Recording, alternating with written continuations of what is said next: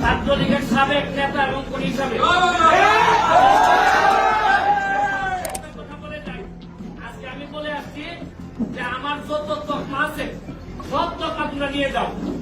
আমার মানবতাবাদী বলতে এখন তোমরা বেঈমান বলো, কোনো অসুবিধা নাই। শেষ বিন্দু পর্যন্ত আমি বঙ্গবন্ধু কন্যা জননেত্রী শেখ হাসিনার সাথে আছি এবং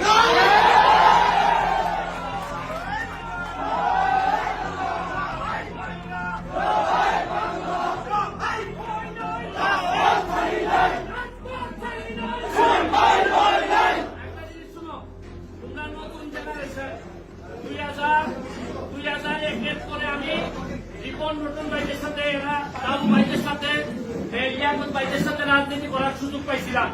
বিরোধী দল আমরা জানি যে কি খারাপ অবস্থায় আমরা রাজনীতি করে এই জায়গা পর্যন্ত আসছি। তোমরা আমাদের উত্তরাধিকার,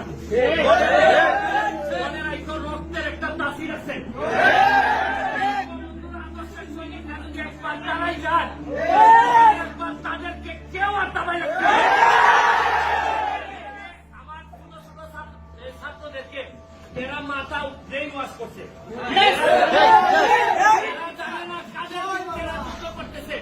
আজকে যদি এরা ক্ষমতা থেকে পতন করতে পারে, কালকে এদেরকে রাখতে পারে জামাত শিবির ক্ষমতা নিবে। এরা জানেই না এরা কিসের জন্য যুদ্ধ করতেছে, এরা জানেই না। যতটুকু পারো ছোট ভাই যারা আছে বুঝাবা। তবে এদের সাথে যারা জামাত বিএনপি ছাত্র শিবির যারা আছে তাদেরকে প্রতিহত করার জন্য বাংলাদেশ ছাত্রলীগ একটা বড় ভূমিকা রাখবে।